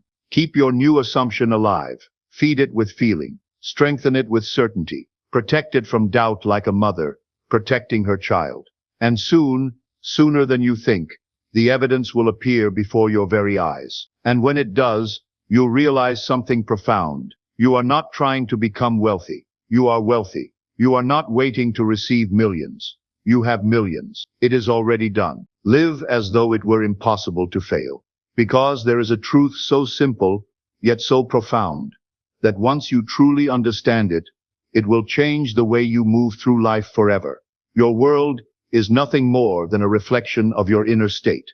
Everything you see, everything you touch, everything you experience first began as an idea within the mind. The unseen gives birth to the seen. The intangible shapes the tangible. And what you assume to be true, whether consciously or unconsciously, becomes the foundation upon which your entire life is built. Look around you right now. Really look.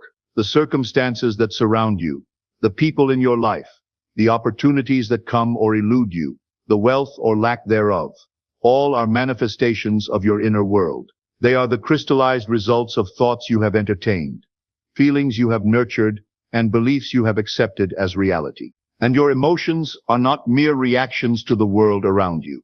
They are the creative force that shapes your reality. Every moment, you are vibrating at a particular frequency, and life responds to that frequency by bringing you experiences that match it. This is why two people in identical situations can have completely different outcomes. One person radiates confidence and abundance, while the other emanates fear and lack. Their external worlds reflect their internal states. If you feel lack, you create more of it. If you feel abundance, you call abundance to you. It is that simple, and it is that profound. Your emotions do not lie. They reveal the assumptions you hold about life. When you feel anxious about money, it's because you assume money is scarce. When you feel worried about the future, it's because you assume you're not capable of handling whatever comes. But if you could shift your emotional state, if you could generate the feeling of already having won millions, you would see how effortlessly life rearranges itself to match your new vibration. Most people live reactively. They let the outer world dictate how they feel. If they see money in their bank account, they feel secure.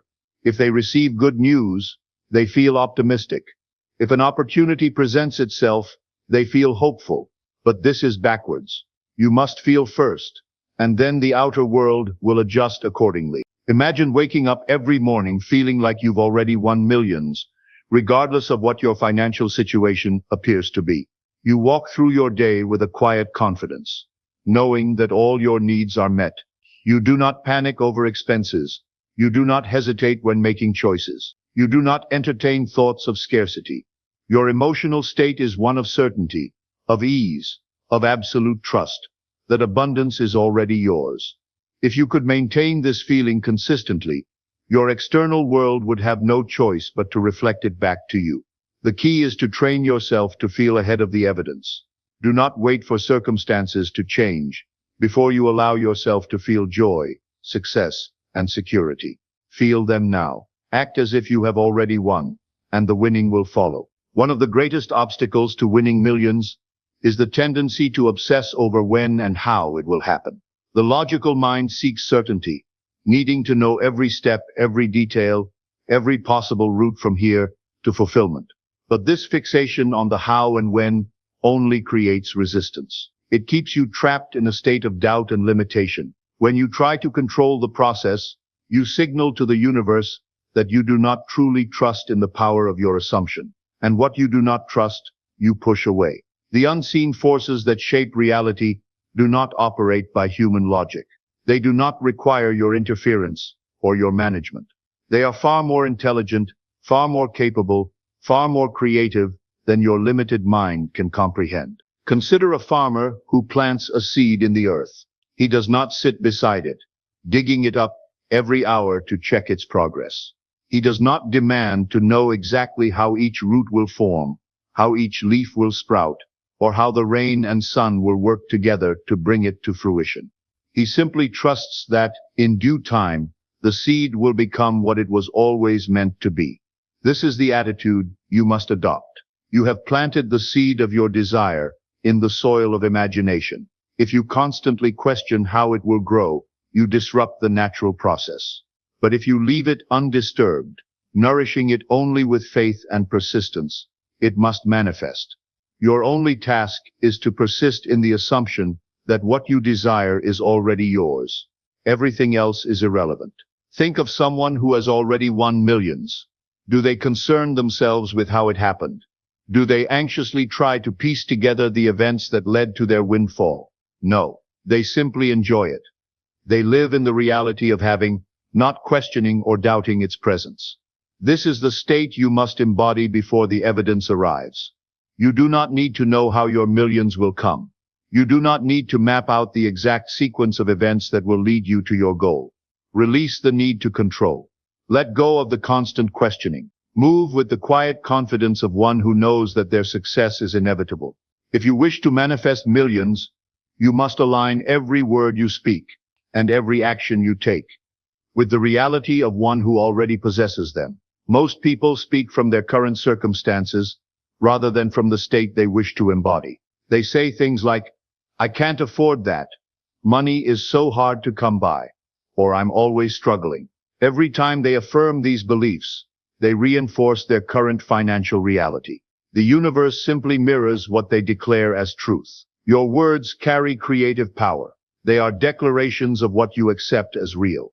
Instead of saying, "I can't afford it," say, "That's not a priority for me right now." Instead of saying, "I'm broke," say, "Wealth is flowing to me in ways I cannot yet see." Instead of saying, "Money is tight," say, "I am grateful for the abundance that surrounds me." You must speak as though your millions are already yours. But words alone are not enough.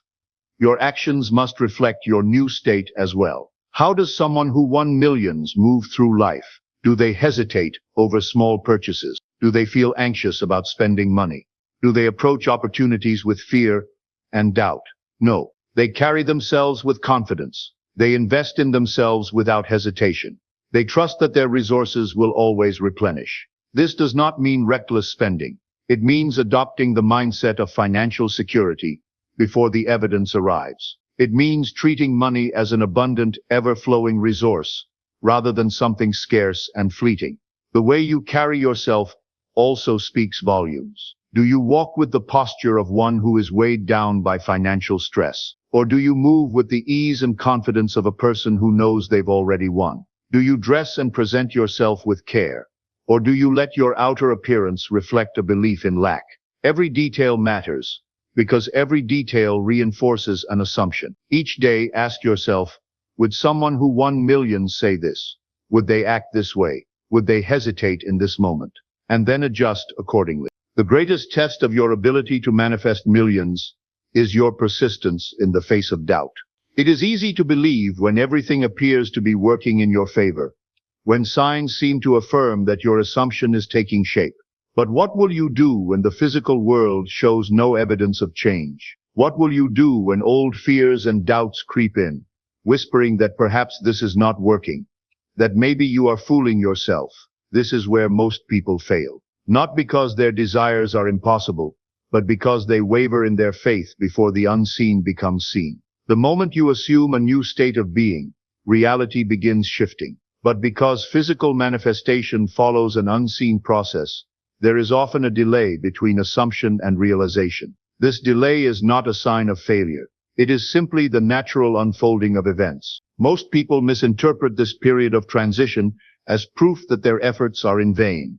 In their impatience, they return to old thoughts, old doubts, and old emotional reactions, undoing the very progress they had made. You must be different.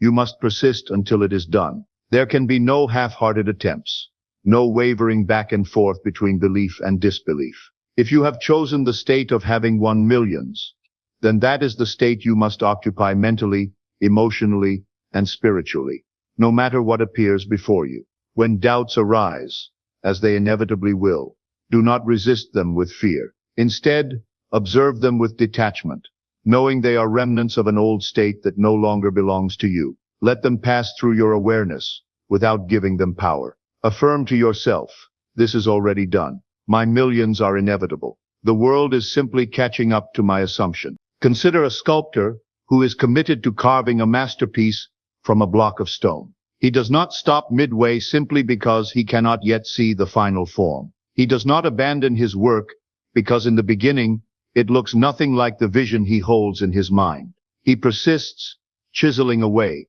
refining his creation until the masterpiece emerges. This is how you must treat your assumption. You must hold on to it, unwavering, until it hardens into fact. There is a profound difference between wishing to win millions and living as if you already have.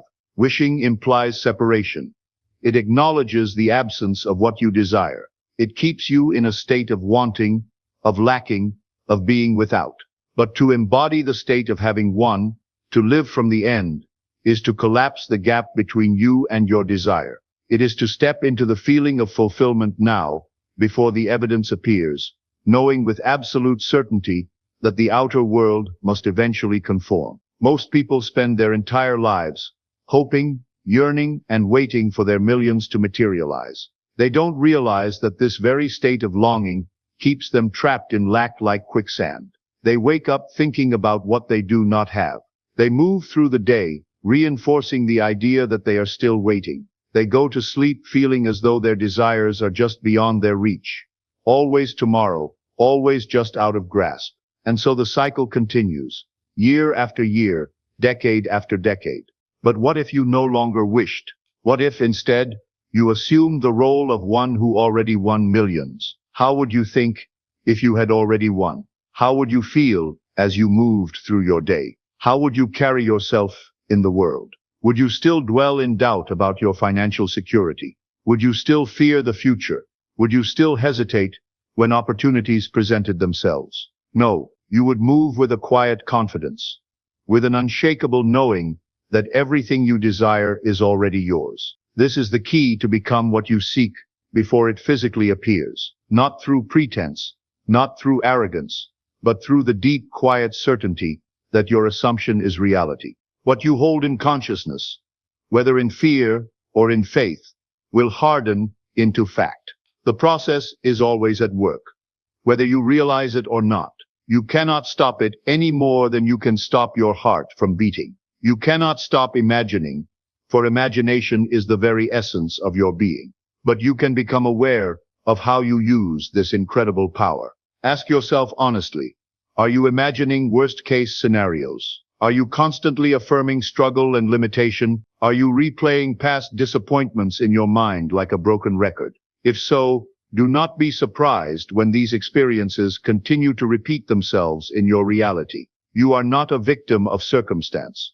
You are the unconscious creator of it. To change your life, you must first change your assumption of what is possible. Begin by seeing yourself as already possessing that which you desire. Do not wait for proof. The proof will come after the assumption is made. The moment you let go of doubt and fully embrace the reality you seek, it will begin to unfold before you in ways you never expected. Your life is not determined by external circumstances. It is determined by the thoughts you consistently hold, the feelings you regularly entertain, the beliefs you accept as truth. So make a decision now. Will you allow temporary appearances to dictate your belief, or will you persist in the unseen until it becomes seen? Will you waver in moments of doubt, or will you stand firm in your conviction? The choice is yours, but know this. The universe does not deny what you persist in assuming is true. If you refuse to entertain any reality other than the one you desire, if you remain unwavering in your assumption, then the world must conform. There is no other possibility. So persist. Persist through the silence. Persist through the doubts. Persist through every appearance that tries to convince you otherwise. Because the moment you refuse to turn back, the moment you make the decision that you have already won millions, it is done. Everything you seek, wealth, success, abundance, already exists within you. Your imagination is the key, shaping your reality through your assumptions. By living from the end, feeling the emotions of already having won millions, and detaching from the when and how, you align yourself with the reality you wish to experience. Your words and actions must reflect this truth, reinforcing your belief until it becomes unshakable. And above all, you must persist, refusing to waver, refusing to return to the old self, until your assumption hardens into fact. The world is simply a reflection of your inner state.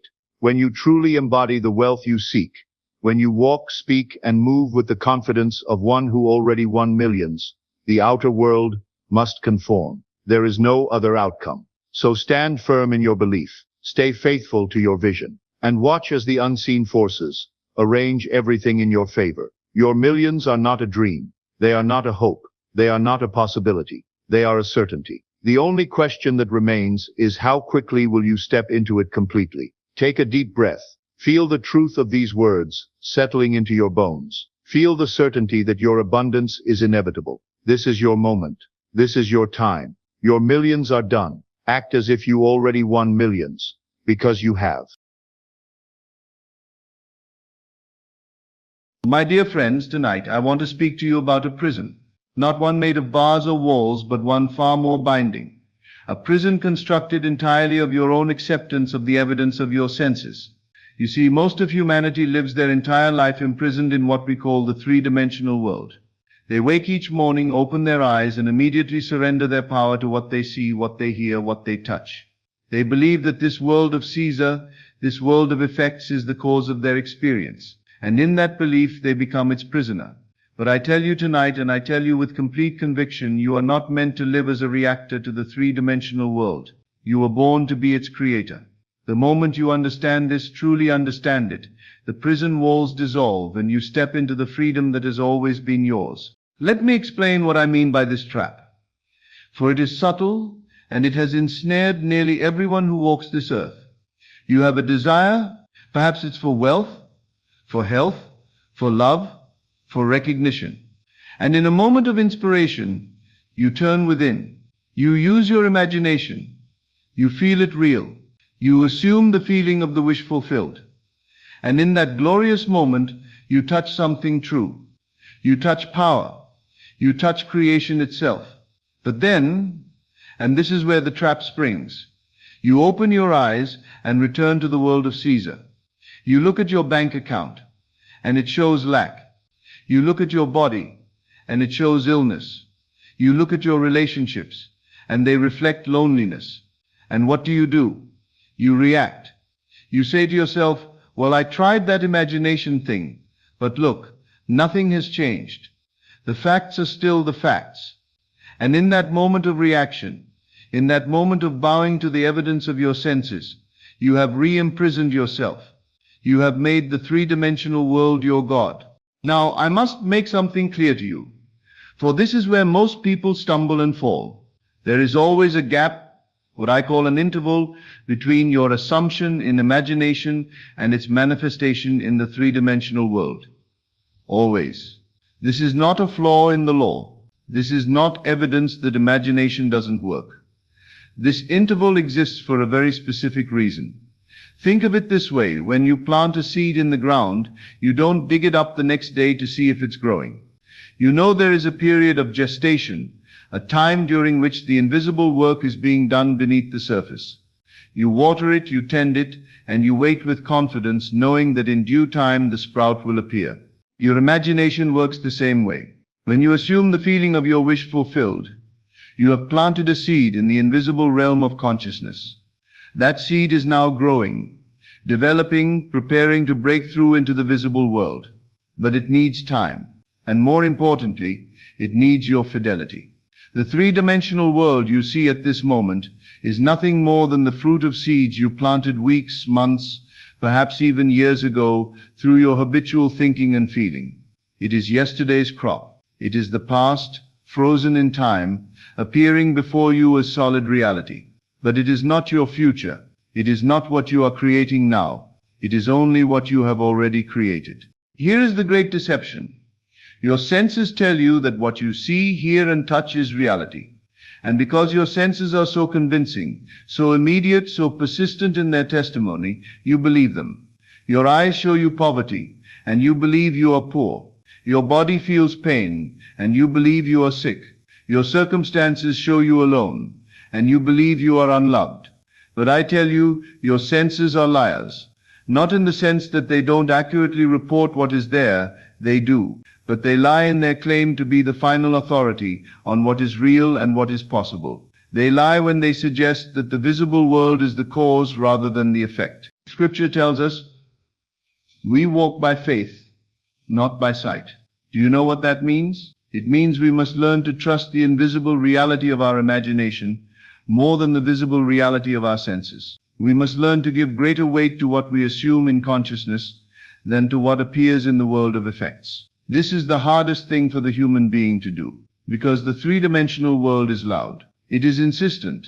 It demands your attention and your agreement. And the moment you give it that agreement, the moment you say, yes, this is reality, this is the truth of my situation, you have imprisoned yourself once again. Now let me tell you something that will help you understand why this trap is so powerful and how you can escape it.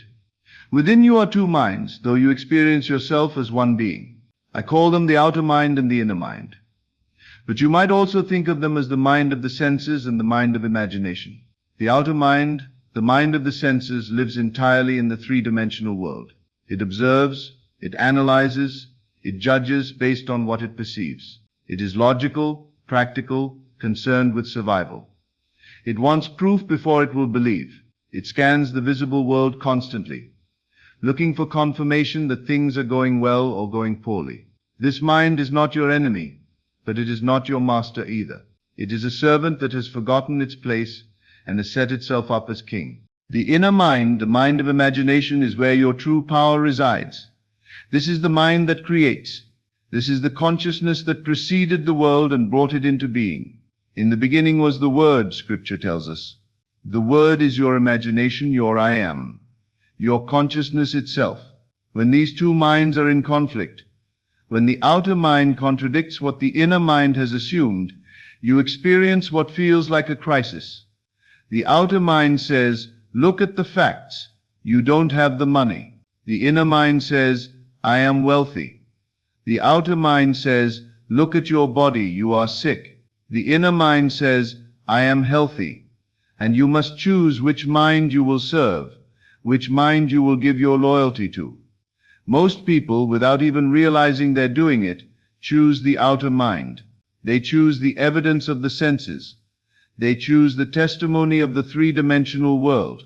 And in that choice, they remain imprisoned, creating and recreating the same reality they're trying to escape. Let me tell you plainly what the three-dimensional world is. For when you understand its true nature, its power over you will dissolve. The three-dimensional world is shadow. It is echo. It is reflection. Think of it as a mirror. When you stand before a mirror, you see your reflection. If you don't like what you see, would you try to change the reflection directly? Would you reach toward the mirror and try to rearrange the image? Of course not. That would be madness. You know instinctively that to change the reflection, you must change what is being reflected. You must change yourself, and the mirror has no choice but to show the new image. The three-dimensional world is exactly the same. It is a perfect mirror of your consciousness, of your habitual dwelling place in imagination. If you don't like what you see in the world, you cannot change it by manipulating the world. You can only change it by changing your consciousness, by changing what you are assuming to be true about yourself. When you argue with the three-dimensional world, when you try to fix it, manipulate it, force it to be different, you are arguing with a shadow. You are trying to manipulate a reflection, and shadows and reflections have no power to resist, but they also have no power to change until you change. Here is where I must be very direct with you, for this is where most people lose their way. When the three-dimensional world shows you something you don't like, you are tempted to negotiate with it. You are tempted to make deals, to compromise, to adjust your vision to match what you see. You say things like, well, maybe I can't have the whole thing, but perhaps I can have part of it. Or maybe my desire was too big, too unrealistic. Let me adjust it to something more reasonable. Or maybe this is a sign that I should give up and accept my circumstances. Every one of these thoughts is a negotiation with the three-dimensional world. And I tell you now, the moment you negotiate with the 3D, you have given it authority over your imagination. You have made the effect more real than the cause. You have bowed down to Caesar and forgotten that you are the operant power. Do not negotiate with the three-dimensional world. Let me say that again because it is crucial. Do not negotiate with the three-dimensional world. When circumstances press in, when the facts scream at you, when the evidence of your senses overwhelms you, you must stand firm in your assumption. You must remain loyal to the invisible state you have claimed in imagination. This is not stubbornness. This is not denial of reality. This is understanding which reality is cause and which is effect. This is knowing that consciousness is the only reality, and all else is its shadow. Now, how do you practically do this? How do you stop reacting to the three-dimensional world when it appears so real, so solid, so unchangeable? First, you must catch yourself in the act of reacting. You must become aware of the moment when you see something unwanted and feel yourself beginning to accept it as truth, beginning to adjust your inner state to match the outer facts. The moment you notice this happening, and you will notice it more and more as you become conscious of it, you pause. You do not move forward in reaction. You do not let the outer dictate to the inner. Instead, you ask yourself, is this evidence of who I was or who I now am? That single question will cut through the illusion. It will remind you that what you see in the three-dimensional world is always old news. It is the harvest of seeds you planted in the past through your previous assumptions. It has nothing to do with who you have become in imagination now. If you have assumed wealth in your imagination, then you are wealthy in consciousness, regardless of what your bank account currently shows. The bank account is showing you who you were. Your imagination is showing you who you are. And between these two, you must choose which one you will give reality to. Let me give you a practical tool that has proven invaluable to those who practice it faithfully. Revision. When something happens in your three-dimensional world that contradicts your assumption, when you receive bad news, when circumstances appear to move in the wrong direction, when people act in ways that deny your fulfilled desire, do not accept it. Instead, immediately revise it in your imagination. If you receive a rejection letter, sit quietly, close your eyes, and imagine receiving an acceptance letter. Feel it in your hands. Read the words of approval and enthusiasm. Make it vivid and real in your imagination. If someone speaks to you harshly, denying your worth, immediately replay the scene in your imagination, with them speaking to you with respect and kindness. Hear their voice saying what you would have heard had the world been as you desire. This is not pretending. This is not make-believe. This is exercising your power as the creator of your reality. You are refusing to let the three-dimensional world write your story. You are taking the pen back and writing the story yourself. Every time you revise, you are saying to the universe, to the three-dimensional world, no, I do not accept this version. This is not consistent with who I am in my imagination, and therefore it is not my reality. And when you persist in this, when you refuse to negotiate, when you consistently choose your imaginal state over the evidence of your senses, the three-dimensional world has no choice but to conform. I want you to understand something fundamental. You are not a victim of the three-dimensional world. You are its cause. Consciousness is the only reality. I have said this countless times, but I will say it again because it is the foundation of everything. Consciousness is the only reality, and all else is its manifestation. You are consciousness. You are the I am. You are not the body that walks through this three-dimensional world. You are not the personality with its history and its limitations. You are the eternal awareness, the imaging power, the very presence of God individualized. When you know this, not as a concept, but as a living truth, you cannot be imprisoned by anything external. How can that which creates the world be imprisoned by its own creation? The three-dimensional world has no power except the power you give it through your belief, through your reaction, through your acceptance of its testimony as final. The moment you withdraw that power, the moment you refuse to bow to its authority, it loses its grip on you. It becomes what it has always been, clay in the hands of consciousness, waiting to be molded into whatever form consciousness assumes. Now let me tell you the secret of escaping this prison permanently. You must live from the end. What does this mean? It means you must assume the consciousness of your wish already fulfilled, and live in that assumption as though it were already a fact in the three-dimensional world, even when all evidence denies it. If you desire wealth, you do not imagine yourself becoming wealthy. You imagine from the state of being wealthy. You assume the feeling of wealth now. You think as the wealthy man thinks. You speak as the wealthy man speaks. You carry yourself as the wealthy man carries himself. You do this not as an act, not as a performance, but as an assumption of truth. You are not pretending to be wealthy while secretly knowing you are poor. You are claiming wealth in consciousness, and you are remaining loyal to that claim regardless of what the three-dimensional mirror currently reflects. This is what I mean by living from the end. You skip over all the means, all the process, all the how, and you go straight to the end, to the fulfillment of your desire. You assume it is already done, and you live in that assumption. The three-dimensional world will test you. It will show you evidence that contradicts your assumption. It will present you with circumstances that seem to make your desire impossible. This is not the universe punishing you or denying you. This is simply the old reflection still playing out while the new one is being formed. Your job is to remain faithful to the new assumption, to continue living from the end, to refuse to negotiate with the old reality. And in time, in God's time, which is always perfect, the three-dimensional world will rearrange itself to match your assumption. It must. It has no choice. Because consciousness is cause and the world is effect. There comes a moment in every person's journey when they finally understand that they are not trapped in the three-dimensional world at all, that the prison was always an illusion, maintained only by their belief in it. When you reach that moment, and you will if you persist, you will laugh at how seriously you once took the evidence of your senses.